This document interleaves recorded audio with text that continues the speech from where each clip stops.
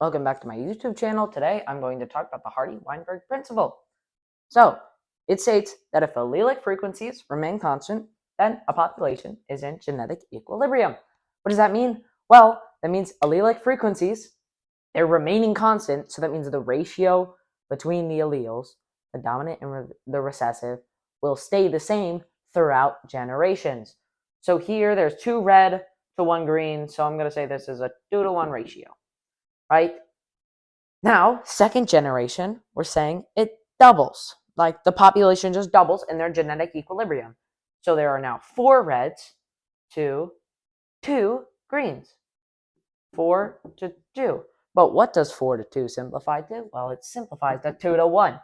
They're still the same.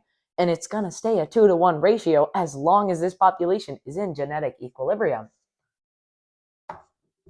There are 5 conditions that need to be in place. Every single one needs to be in place for genetic equilibrium. There has to be no genetic drift, so there can be no change in allelic frequency just from chance. Can't allow it. There's no gene flow, so there's no immigration or emigration.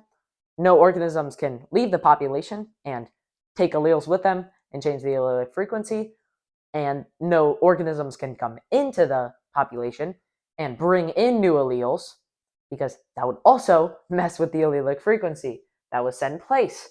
There can be no mutation that's left up to chance. Mating must be random. Usually it's not. Usually mating's selected. Like there are birds that have colorful feathers and nice songs and good dances, and they attract the females, and they want to mate. The females want to mate with them. So that is selected breeding, which mating must be random is pretty difficult to get. Then no natural selection. I guess that means there must be no competition. That every organism, every offspring that is born can survive because it will get the materials it needs because there's no better traits than another. What's cool about all these is these are all the mechanisms for evolutionary change. So genetic equilibrium means that you cannot have a mechanism for evolutionary change, because evolutionary change is change. Equilibrium is staying the same. So they're opposites. So all of these, genetic drift, gene flow, mutation, specialized mating, like choosing who you mate, and natural selection, all lead to evolution, so you can't have any of them. So again, no genetic drift, no gene flow, no mutation, mating must be random, and no natural selection, and then your population is in genetic equilibrium.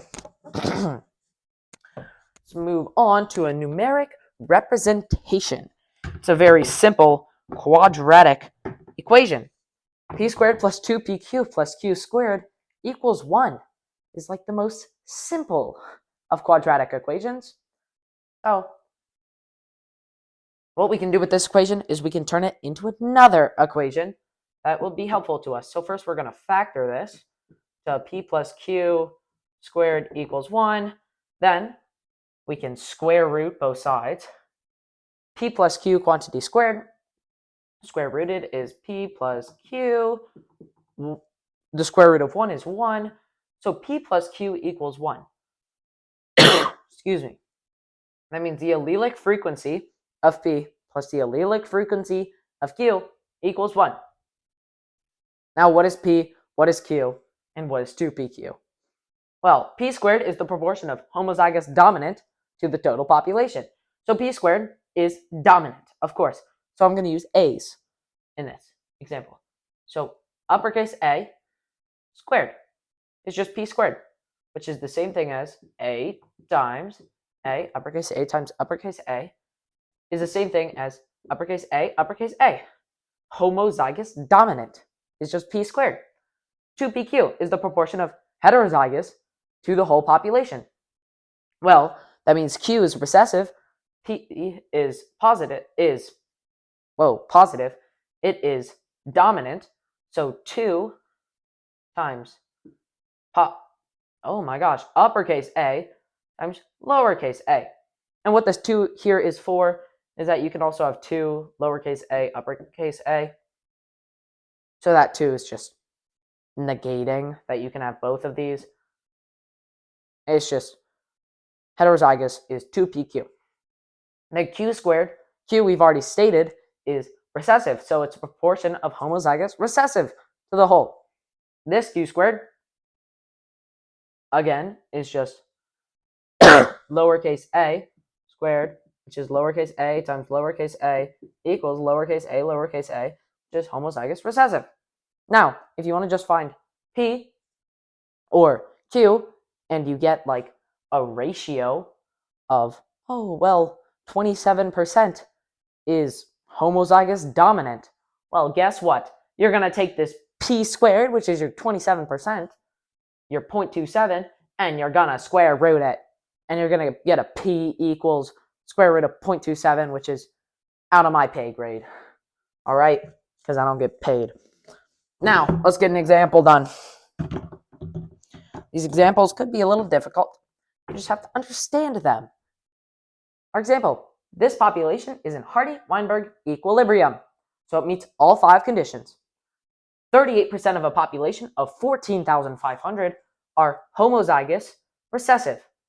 That kind of got cut off, but homozygous recessive. Now we have to calculate the allele frequencies and the number of heterozygous and homozygous dominant individuals. So we're calculating everything, is what I'm saying. This 38% homozygous recessive, well, homozygous recessive is q squared. So our q squared value is going to equal, instead of 38%, it's just going to be 0.38, which is the same thing as 38% of 1.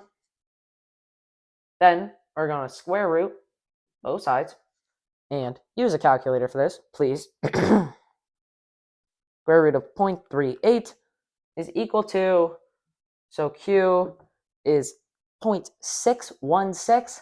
I'm going to say 0.62. Let's round up. 0.62. Now, p plus q, again, this is why it's the good little equation we can derive, equals 1. Now, p plus point, excuse me, 62 equals 1, and then we subtract 0.62 from both sides, and we'll get p equals 0.38. Now we have our allelic frequencies. The the recessive allele is a 62% chance, 0.62 chance of getting it, and p is a 0.38. Now what? First, check they have to 1. 0.62 times plus 0.38 is 1. So we're good to go. Now we are going to put it in that big equation. P squared plus 2pq plus q squared equals 1.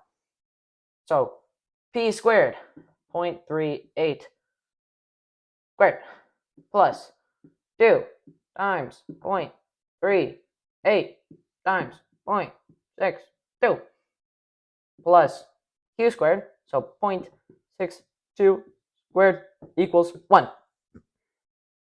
You could check that this equals 1. It does. But we have to find number of heterozygous excuse me, and homozygous individuals. So we already can just find the number of homozygous recessive, so don't need to do that. That's just 0.38 times 14,500. This right here is our dominant. This right here is our heterozygous. So we're going to use this, 0.38 squared. 0.38 squared. So our p squared value is equal to 0.1444. Now, p squared is homozygous dominant. Again, but what does this mean? Well, it just means like out of every one, there's going to be 14.4% of the population is homozygous dominant. So 14.44, actually no, just 0.1444 times 14,500, the number in the population, times 14,500 equals. So HZD, homozygous dominant. We're going to go with that. Is about 2,903, well, 0.8. But I'm going to round this 8 to a 4. So 2,904. Now there's two things you could do. You could be like, oh, well, 38% of 14,500 plus 2,094. And then add those together. And then subtract that from 14,500. I'm going to do it another way, where I take this heterozygous 2 times 0.38 times 0.62 equals. So our 2PQ, our heterozygous amount, is 0.4712. Wow, excuse me. Meaning 47.12% of our population is heterozygous. And multiply that by the amount of the population, 14,500. And you're going to get 6, 8, 3, 2. People are, whatever these are, this population, 6,832, are heterozygous. Thank you for watching. You can apply this to other questions. You just got to be given something. Here we're given the ratio, the allelic frequency of Q squared, and we're given the population. And we could find everything. So thank you for watching. I hope it helped. Comment if you have any more questions, and please subscribe. Thank you.